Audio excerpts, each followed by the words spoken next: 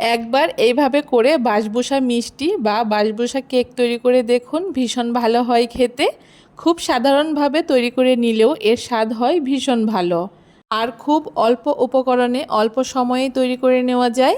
এর স্বাদ যে কতটা টেস্টি হয় আপনারা যদি বানিয়ে না খান তাহলে বুঝতেই পারবেন না। নমস্কার বন্ধুরা, মন কিচেনে আপনাদের সবাইকে স্বাগত। আশা করি আপনারা সবাই খুব ভালো আছেন।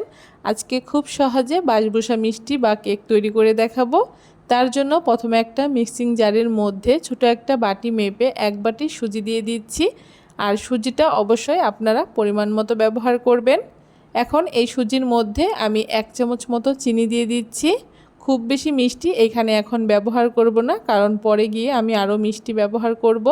তার সাথে দুটো এলাচ দিয়ে খুব ভালো করে মিহি করে গুঁড়ো করে নিয়েছি। দেখতেই পারছেন কতটা মিহি করে আমি সুজিটাকে গুঁড়ো করে নিয়েছি। এখন এখানে একটা বাটির মধ্যে গুঁড়ো করে রাখা সুজিটাকে ঢেলে নিচ্ছি। আপনারা সমস্ত উপকরণ একটা বাটি কিংবা একটা কাপ মেপে ব্যবহার করবেন, তাহলে কিন্তু পরিমাপগুলো একদম সুন্দর হবে। সুজির গুঁড়োটাকে বাটির মধ্যে ঢেলে নিয়ে একটা হ্যান্ড উইস্কের সাহায্যে একটুখানি দলাগুলো ভেঙে নিচ্ছি। আর তারপরে এখানে যেই বাটি মেপে আমি সুজি ব্যবহার করেছি ওই বাটিরই 1 বাটি লিকুইড দুধ দিয়ে দিচ্ছি। দুধটা আমি আগে থেকে জাল করে ঠান্ডা করে তারপরে ব্যবহার করেছি। আপনাদের কাছে যদি দুধ না থাকে সেক্ষেত্রে কিন্তু জল দিয়েও এই ব্যাটারটা তৈরি করে নিতে পারেন, তবে দুধ দিলে কিন্তু এর স্বাদটা বেশি ভালো হয়। এখন দুধ দেওয়ার পরে খুব ভালো করে সমস্ত কিছু একসাথে মিশিয়ে নেব। এভাবে করে মেশাতে মেশাতে দেখবেন ব্যাটারটা অনেকটাই গাঢ় হয়ে গেছে, খুব বেশি পাতলা হবে না। খুব ভালো করে ব্যাটারটাকে প্রথমে দুধ দিয়ে একটুখানি মিশিয়ে নেওয়ার পরে এখানে আমি যেই বাটি মেপে সুজি আর দুধ ব্যবহার করেছি ওই বাটিরই হাফ বাটি এখানে টক দই ব্যবহার করেছি। এখন টক দইটাকে দিয়েও খুব ভালো করে এখানে মিশিয়ে নিচ্ছি। আপনারা কিন্তু চাইলে এই বাসবুসা মিষ্টির মধ্যে সামান্য একটু নারকেল কুড়ো কিংবা শুকনো নারকেলের গুঁড়ো ব্যবহার করতে পারেন, সেক্ষেত্রে কিন্তু খেতে আরও ভালো হয়। আমার কাছে ছিল না বলে আমি ব্যবহার করিনি। দেখুন এখানে দইটা দিয়েও খুব ভালো করে বেশ কিছুক্ষণ মিশিয়ে নিয়েছি। আর ব্যাটারটা কিন্তু একটুখানি ঘন হয়েছে, খুব বেশি ঘন হবে না এই ব্যাটারটা, হালকা একটু পাতলা মতো করে তৈরি করতে হবে। তার জন্য সামান্য একটু আবারও দুধ দিয়ে দিচ্ছি। এখন দুধটাকে দিয়ে আবারও খুব ভালো করে মিশিয়ে নিচ্ছি।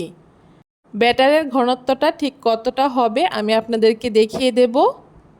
দেখুন আবারও খুব ভালো করে বেশ কিছুক্ষণ মিশিয়ে নিয়েছি। আর ব্যাটারটা কিন্তু ঠিক এইরকম ঘনত্বের হবে, খুব বেশি পাতলাও না আবার খুব বেশি গাঢ়ও না। খুব ভালো করে ব্যাটারটাকে আমার সব কিছু একসাথে মিশিয়ে নেওয়া হয়ে গেছে। এখন এখানে স্বাদের জন্য সামান্য একটু নুন ব্যবহার করছি। আর তার সাথে এখানে আমি হাফ চামচ বেকিং পাউডার ব্যবহার করছি, এতে কিন্তু বাসবুসা কেকটা খুব সুন্দর ফুলে উঠবে। এখন আবারও খুব ভালো করে নুন আর বেকিং পাউডার দিয়ে সমস্ত কিছু একসাথে মিশিয়ে নিচ্ছি। এইভাবে করে বেশ কিছুক্ষণ মেশালে দেখবেন এই ব্যাটারটা কিন্তু একদম হালকা হয়ে যাবে, অনেকটাই কিন্তু ফুলে যাবে। খুব ভালো করে সব কিছু একসাথে মিশিয়ে নেওয়া হয়ে গেছে আর ব্যাটারটা কিন্তু আমার একদম তৈরি হয়ে গেছে।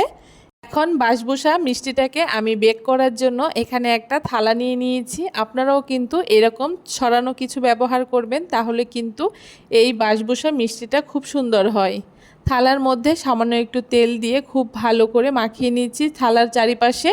এতে কিন্তু মিষ্টিটা যখন আমরা তুলব তখন খুব সহজেই উঠে আসবে। এখন থালার মধ্যে ব্যাটারটাকে আমি এইভাবে করে ঢেলে দিচ্ছি।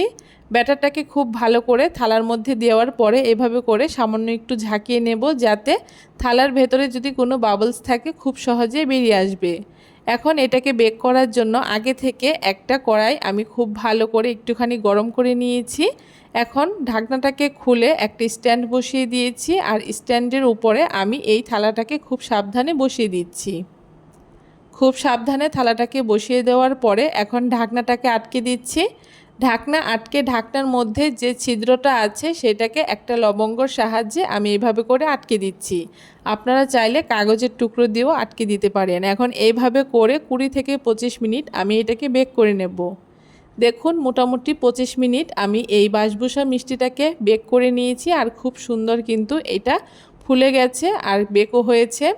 এখন একটা কাঠির সাহায্যে মিষ্টিটাকে এভাবে করে একটুখানি ছিদ্র ছিদ্র করে নিচ্ছি। এতে আমরা এখানে যখন চিনির শিরাটা ব্যবহার করব তখন খুব সহজেই কিন্তু এর ভেতরে ঢুকে যাবে।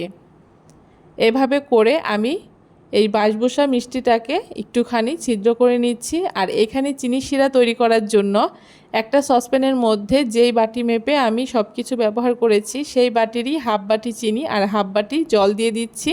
আর তার সাথে দুটো এলাচ দিয়ে দিচ্ছি।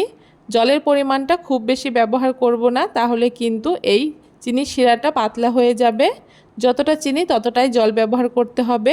বেশ কিছুক্ষণ একটুখানি ফুটিয়ে নিয়েছি। চিনির শিরাটা যখন একটু গাঢ় হয়ে গেছে তখন নামিয়ে নিচ্ছি। আর গরম গরম চিনির শিরাটাই কিন্তু হালকা ঠান্ডায় এই বাসবুসা কেকের উপরে এইভাবে করে দিয়ে দিতে হবে, তাহলে কিন্তু খুব সহজে এই চিনির শিরাটা কেকের ভিতরে ঢুকে যাবে। চিনির রসটাকে দিয়ে দেওয়ার পরে এখন একটা ছুরির সাহায্যে আমি এই বাসবুসা মিষ্টি বা কেকটাকে কেটে নিচ্ছি। আপনারা আপনাদের পছন্দ মতো যে কোনো শেপ দিয়ে এই কেকটাকে কেটে নিতে পারেন। আর এই কেকটা কত সুন্দর নরম তুলতুলে আর জালিদার হয়েছে আমি আপনাদেরকে তুলে দেখাচ্ছি। আপনারাও কিন্তু খুব সহজে এই বাসবুসা মিষ্টি বা কেকটা তৈরি করে নিতে পারেন। ভীষণ ভালো হয় খেতে। হঠাৎ করে কিছু খেতে ইচ্ছে করলে এই রেসিপিটা অনায়াসে খুব সহজেই তৈরি করে নিতে পারবেন। কেমন লাগলো আজকে খুব সহজ পদ্ধতিতে এই বাসবুসা মিষ্টির রেসিপি অবশ্যই কমেন্ট করে জানাতে ভুলবেন না। ভিডিওটা যদি ভালো লেগে থাকে অবশ্যই সবার সাথে বেশি বেশি করে শেয়ার করে দেবেন। আর আমার চ্যানেলে যদি নতুন বন্ধু হয়ে থাকেন অবশ্যই আমার চ্যানেলটাকে সাবস্ক্রাইব করে দেবেন।